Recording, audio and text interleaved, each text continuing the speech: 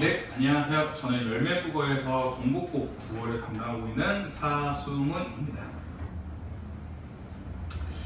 네, 이제 동국고가 지난 12일 화요일에 이제 여름방학이 끝나고 이제 9월달 9월달 거의 말에 있는 이제 2학기 중간고사 시험을 대비해야 되는데 특히나 동국고 2학년 2학기 중간고사 같은 경우에는 언어 매체, 문법 시험 범위다 보니까 좀 많은 학생들이 걱정이 클 겁니다. 특히나 이제는 정말 이제 수시를 위한 마지막 내신에 대한 게 이제 2학년 2학기 시험이다 보니까 이제 많은 학생들이 좀 수시를 위해서라도 2학년 2학기 시험까지 좀 최선을 다하고 그다음에 무엇보다 많은 학생들이 이제 역전을 위해서 많이 노력할 텐데 그렇게 가장 중요할 타이밍에 이제 2학기 때 언어 매체라는 문법 시험이 들어가게 되면서 좀 학생들이 좀 많이 난해할 수 있습니다. 왜냐면 특히나 동국고가 원래까지는 재작년까지는 2학기 때 문학과 화법과 작문을 시험 봤었는데 지난 작년부터 2학기 때 이제 언어 매체가 들어가게 되면서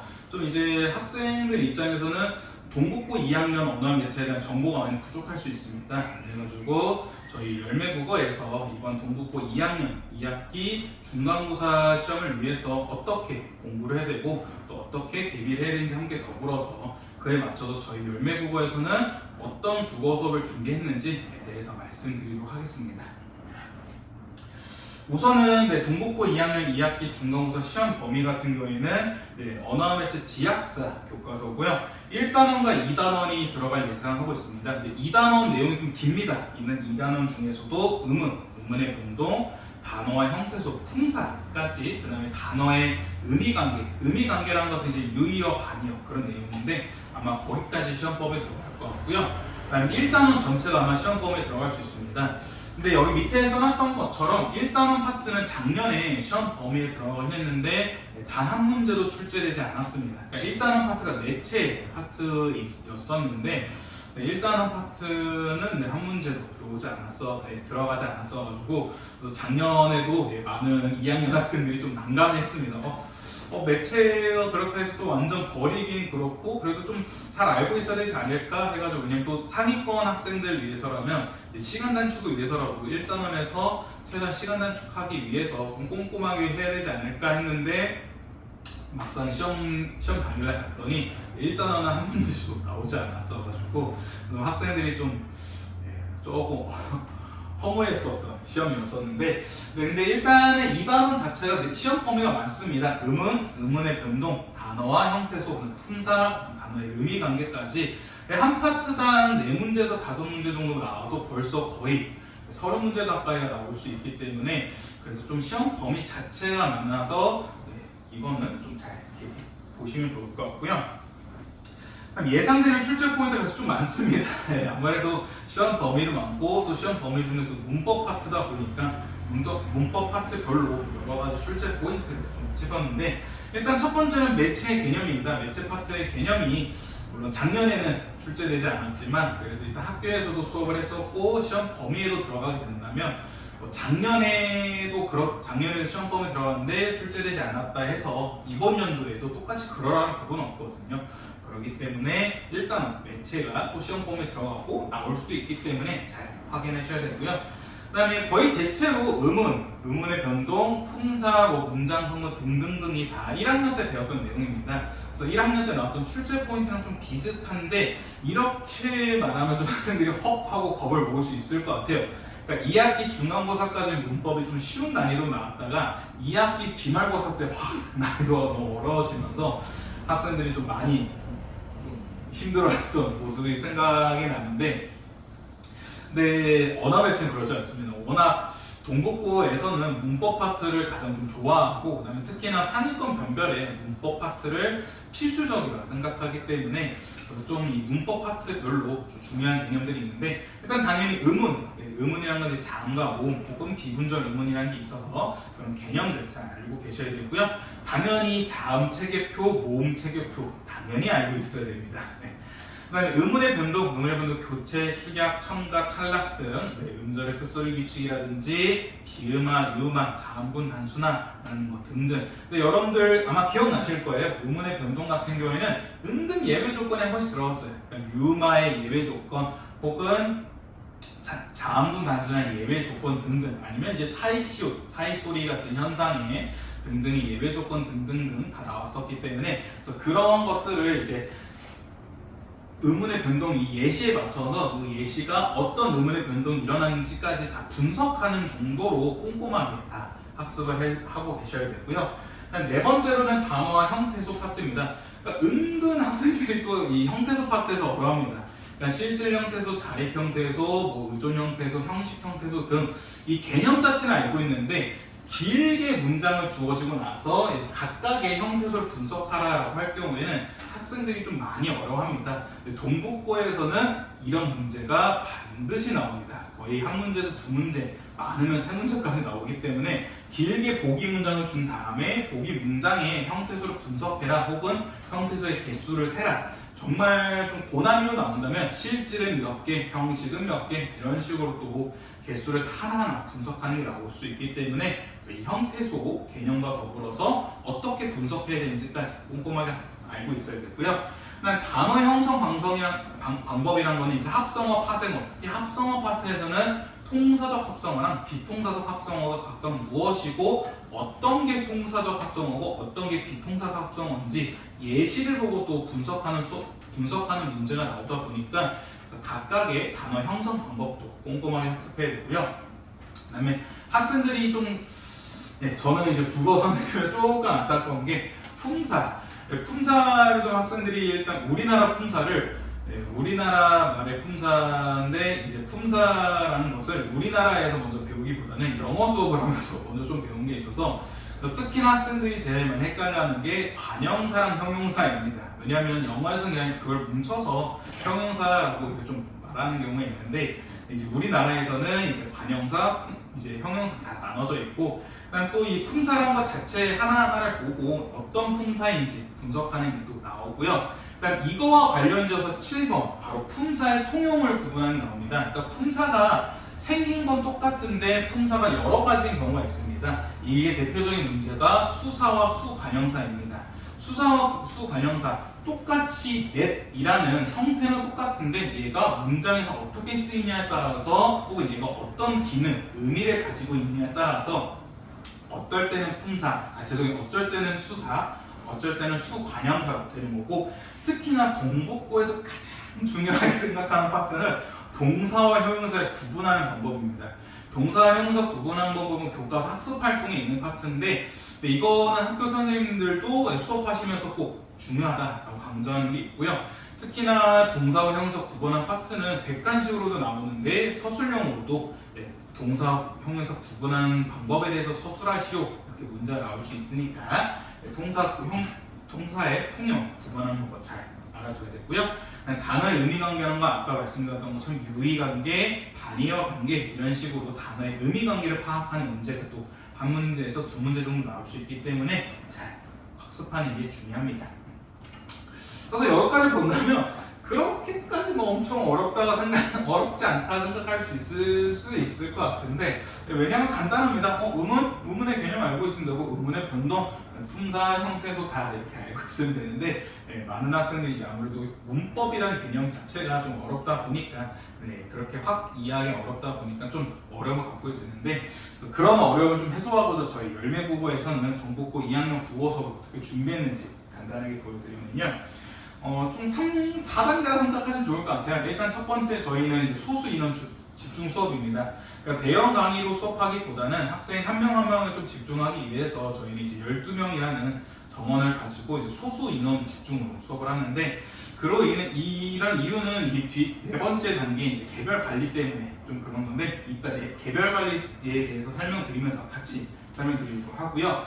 그 다음에 동국고 맞춤 개념 수업입니다. 이 맞춤 개념 수업이라는 게 너무 추상적이지 않나 생각할 수 있겠지만 그러니까 일반적으로 문법 수업할 때 의문은 이거, 의문의 변동이 이거, 품사는 이거 이렇게 그냥 단순하게 개념을 알려주기보다는 동국고 국어 시험지를 철저하게 분석했기 때문에 동국고 국어 시험에서는 어떤 요소가 시험 요소 많이 나오고 어떤 요소가 되게 학교 선생님이 중요하게 생각한다 라는 것 위주로 좀 개념을 더 꼼꼼하게 설명을 해줍니다. 그러니까 아까 말씀드렸던 것처럼 동사와 형사 구분한 방법 이거 당연히 중요해 이렇게만 넘어가는 게 아니라 너네 동국고에서는 동사와 형사 구분한 방법을 서술형으로도 문제 출제하고 너네 학교에서는 이런 방법도 출제를 했었어 라고 이렇게 더 추가적인 개념을 설명해 주기 때문에 정말 동국고만을 위한 개념 분석 수업이다 라고 생각해 주시면 좋을 것 같고요. 그 다음에 동국고 맞춤 자체 교재입니다.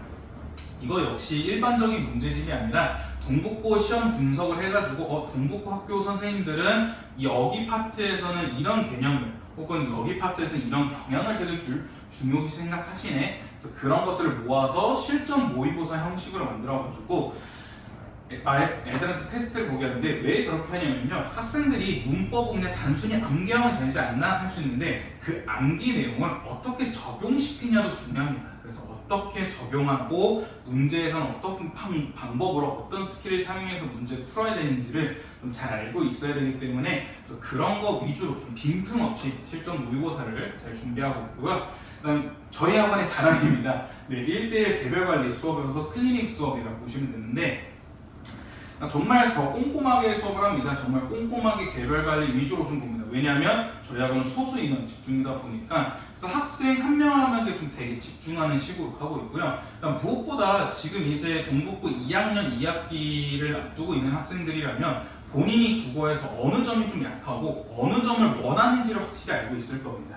그래서 그런 학생이 부족한 점과 학생이 원하는 점을 빠르게 그다음에 부족한 점을 더 정확하게 보완하기 위해서 저희 개별관리 수업을 진행하고 있는데 그런 개별관리를 어떻게 좀 더 꼼꼼하게 하고 있냐면요. 크게 3단계라 봐주시면 될 것 같습니다. 첫 번째는 꼼꼼하게 개념 테스트를 봅니다. 개념 테스트라 해서 한 번만 보는 시험이 아니고요. 많이 봅니다. 좀 시험을 많이 보는데 왜냐하면 학생들 개인별로 학생이 이해가 얼만큼 되었고 학생의 성취도가 어느 정도인지 파악하는 방법은 학생에게 직접 물어보기보다는 학생에게 테스트를 봐가지고 그 테스트 결과를 바탕으로 좀 학생에게 바로바로 원하는 포인트를 주는 게 제일 중요한데 그래서 저희 같은 경우에는 지금 정규 수업 전에 이제 수업 테스트를 해가지고 지난주에 배웠던 내용을 좀 복습하는 식으로 수업 테스트를 보고요. 정규 수업 전에 한 번 더 수업 테스트를 보면서 지난 수업했던 내용을 다시 복습을 하고 바로 자연스럽게 그 당일 정규 수업을 진행하고 그 다음에 정규 수업 직후 그러니까 정규 수업 동안에 보는 게 아니라 정규 수업이 끝나고 나서 남아서 이제 마무리 테스트라고 있습니다. 마무리 테스트 같은 경우에는 그 당일날 수업했던 내용 중에 가장 중요했고 그 다음에 동국고 시험에서 반드시 시험에 나왔던 출제 요소들 위주로